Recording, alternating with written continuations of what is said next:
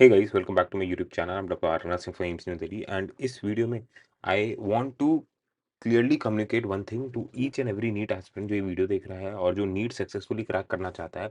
बहुत ही सिंपल सा फंडा है यार नीट क्रैक करने का, और वो 4 सिंपल स्टेप्स में मैं आपको ब्रेक करके बताऊंगा after I give you this example. देखो यार, पहली चीज तुम्हें ये समझने की जरूरत है कि नीट का एग्जाम ना, it is not about intelligence, it is more about discipline. और ये चीज तुम ऑन योर वे डिस्कवर करते जाओगे as and when you prepare, you study, you practice MCQ, you appear for test. आपको ये धीरे धीरे समझ में आने लगेगा कि यार नीट का एग्जाम जो है ना यार, इंटेलिजेंस से ज्यादा अगर सिलेक्शन चाहिए, मैं ये नहीं कह रहा हूँ कि तुम्हें टॉप 100 रैंक के लिए इंटेलिजेंस नहीं रिक्वायर्ड है। एक कंपोनेंट ऑफ इंटेलिजेंस होता है, तुम्हारी ग्रास्पिंग पावर तुम्हारी इंटेलिजेंस डिसाइड करती है, सही बात है। बट उस चीज को तुम डेफिनेटली ओवरकम कर सकते हो by working hard, putting in more number of hours, ठीक है, as and when required. And ये चीज मैं तुम्हें दो बेसिक स्टूडेंट के कंपैरिजन से बताना चाहता हूँ। अब ये रियल लाइफ एग्जाम्पल है, बट मैं नेम डिस्क्लोज नहीं करना चाहता हूँ, ठीक है। तो बेसिक मेरा पॉइंट इस वीडियो का ये है यार कि नीट का जो एग्जाम है, it is about discipline and consistency. Even when you are stressed out and you feel that you are having a bad day, and despite the feeling, आप जो हो, you show up, you revise a little, you study a little, and you don't break the cycle of studying. अगर आप उस academic bubble में throughout your NEET preparation अपने आप को मेंटेन कर लेते हो, देन डेफिनेटली आप एक गवर्नमेंट मेडिकल कॉलेज में सीट ले सकते हो। तो इस एग्जाम्पल की बात करें तो एक स्टूडेंट ए है और एक स्टूडेंट बी है। एक जो स्टूडेंट ए है, because of fear of failure कि यार ड्रॉप ले रहा है, इस साल सिलेक्शन होगा कि नहीं, एंड क्योंकि पढ़ते पढ़ते थक गया है, एक फटीग है, उसके वजह से वो क्या करता है ना, वो स्लो डाउन हो जाता है और ये सोचता है कि यार उसके पास तो अभी समय है, ऑलरेडी पढ़ रखा है, ड्रॉपर है, 2-3 बार 2-3 साल से प्रिपेयर कर रहा है, तो अभी उसके पास टाइम है नेक्स्ट नीट से पहले। तो वो अपना स्टडी यार कम कर देता है, क्वेश्चन इग्नोर करने लगता है, और जो टेस्ट जो है वो पोस्टपोन करने लगता है। वो सोचता है कि यार देखा जाएगा, बाद में कर लेंगे, बाद में पिकअप कर लेंगे, नोट्स तो प्रिपेयर्ड ही है, 3-4 बार पढ़ रखा है ऑलरेडी, भले ही उसका सिलेक्शन नहीं हुआ है और नंबर अच्छे नहीं आ रहे, फिर भी वो भाई के अंदर इतनी हिम्मत है सोचने की कि भाई मैं जो है बाद में कॉन्सेप्ट बिल्ड कर लूंगा, अपने आप को करेक्ट कर लूंगा और क्वेश्चन प्रैक्टिस कर लूंगा, नोट्स को अपने रीडिफाइन कर लूंगा और टेस्ट बाद में देख के अपनी गलतियों से सीख लूंगा। इतनी हिम्मत है स्टूडेंट ए के अंडर, जो कि एक नेगेटिव चीज है, राइट। वही एक स्टूडेंट बी है जो इक्वली डर रहा है, ठीक है, और थका हुआ है पढ़ पढ़ के, ठीक। ये उस बच्चे की मैं बात कर रहा हूँ जो रिसेंटली ड्रॉप लिया था पिछले साल, एंड इस साल जो है नीट के रिजल्ट में बहुत अच्छा किया है, कुछ उसकी 5000 रैंक है और गवर्नमेंट मेडिकल कॉलेज में जा रहा है इन हिज 4th अटेम्प्ट, ठीक है। बट इस साल इस बच्चे ने क्या किया ना, he decided to trust the process, ठीक। उसने, आई नो, एक फियर ऑफ फटीग था, वो डरा हुआ था इस साल सिलेक्शन होगा कि नहीं, मम्मी पापा को क्या बोलेगा भाई, ठीक है, अगर फिर से सिलेक्शन नहीं हुआ तो क्या फिर से कोचिंग में पैसे डलवाएगा, क्या करेगा वो, ठीक है। But he decided to trust the process, and उसने अपना जो भी प्लान था ना उसको मैकेनिकली फॉलो किया, अपने इमोशन को साइड में रखा, जो भी डर था, जो भी थकान थी उसको साइड रखा, decided to believe in himself, trust the process, and he followed the plan.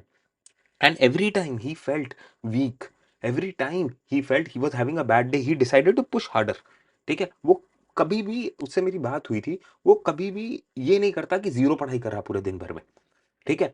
वो जब भी लो फील करता, कुछ ऑल्टरनेटिव ढूंढता पढ़ाई का, इन द सेंस कि यार चलो कुछ फ्लैश कार्ड देख लिया, थोड़ा बहुत नोट्स रिवाइज कर लिए, सिर्फ फॉर्मूला ही रिवाइज कर लिया, कुछ पुराने क्वेश्चंस, प्रीवियस ईयर क्वेश्चन ही प्रैक्टिस कर लिया। अगर पूरे दिन में 10-12 घंटे नहीं पढ़ रहा है, जो कि वो रेगुलरली कर रहा था, पर because he is having a bad day, he does not feel like studying, तो वो 3-4 घंटे ही पढ़ता, पर जरूर पढ़ता।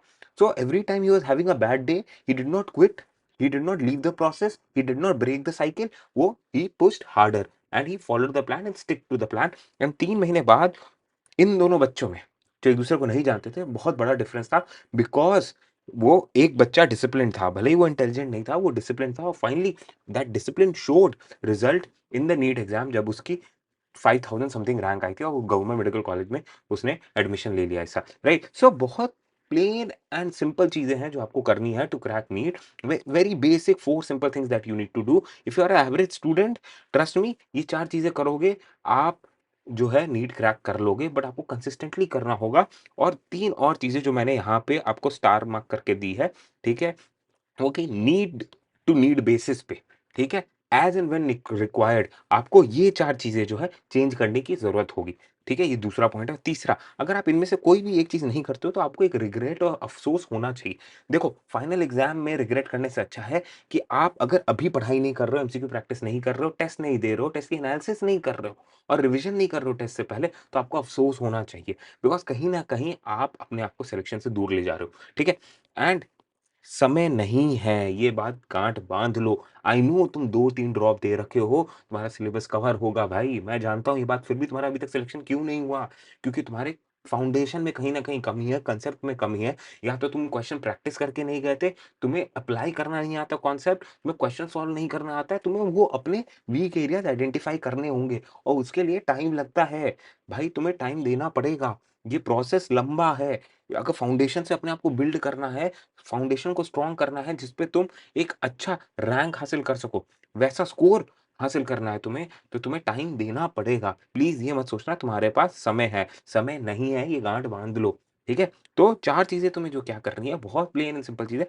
रोज़ 10 से 12 घंटे तुम्हें पढ़ाई करना है, अपना टू डू लिस्ट बनाना है और उसको प्लेनली बिज़ी माइंड से तुम्हें through out the day follow करना है, ज़्यादा इफ एंड बट नहीं करना है, ज़्यादा ट्वीक और चेंजेस लाने की ज़रूरत नहीं है। रोज़ 10 से 12 घंटे तुम्हें पढ़ाई करनी है सिंसियरली, ईमानदारी से। अपने आप को चीट मत करना वरना एग्ज़ाम वाले दिन तुम चीटेड फ़ील करोगे, ठीक है? फिर 60 to 80 MCQs every day you have to practice, you have to keep oiling your nervous system for practicing MCQs. You have to get into the knack of solving, into the groove of solving MCQ and it is very important कि daily basis पे practice करो। अब ये ऐसे भी देख सकते हो कि ऑन वीकली बेसिस आपको 500 एमसीक्यूज सॉल्व करने हैं। डेली करोगे तो बहुत अच्छा रहेगा। इट इज़ लाइक आप डेली जो है एक इंस्ट्रूमेंट प्रैक्टिस कर रहे हो।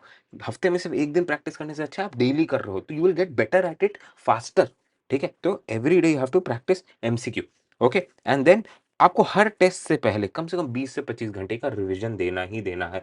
तभी आप ये जो पढ़ाई कर रहे हो और ये जो एमसीक्यू प्रैक्टिस कर रहे हो ना, उसको आप कंसोलिडेट करके टेस्ट में अच्छे से रिप्रोड्यूस कर पाओगे। मतलब जो कि आप पढ़े हो और जो प्रैक्टिस किए हो, उसको अगर आप रिज़ल्ट में कन्वर्ट करना चाहते हो in your test, then you have to revise all of that material before the test और इससे आपकी हैबिट भी बनेगी कि आप नीट फाइनल एग्ज़ाम से पहले भी सारी इंपॉर्टेंट चीज़ें रिवाइज़ करके जा पा रहे हो और आप ये भी समझ पाओगे कि भाई एक टेस्ट से पहले भले ही 10 चैप्टर आ रहे हो उस टेस्ट में, ठीक है? सब कुछ रिवाइज़ करना पॉसिबल नहीं होता है। सारे एमसीक्यूज़ फिर से प्रैक्टिस करना पॉसिबल नहीं होता है and that will make you develop a habit of filtering out the most important stuff for you, the most high yield stuff for you because NEET exam से पहले भी आपके इतने सारे चैप्टर होंगे, इतने सारे एमसीक्यूज़ होंगे, इतने सारे प्रीवियस ईयर क्वेश्चन होंगे, इतने सारे टेस्ट होंगे जो आपको रिवाइज़ करके जाने होंगे।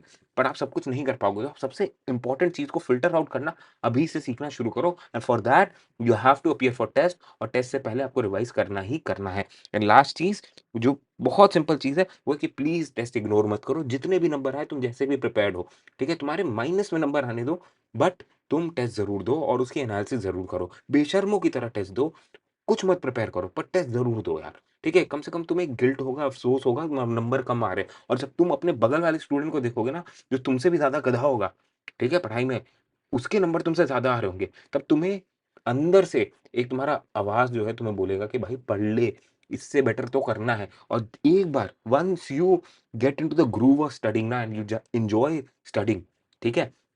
तुम धीरे-धीरे इम्प्रूव करने लगोगे। तुम ये सारे क्राइटेरिया जो है ना पढ़ाई के, एमसीक्यू सॉल्विंग के, रिविज़न बिफोर द टेस्ट के, तुम स्टार्ट कर पाओगे। तो यहाँ से सब कुछ स्टार्ट होता है। एक बार तुम्हें झटका ज़रूर लगना चाहिए।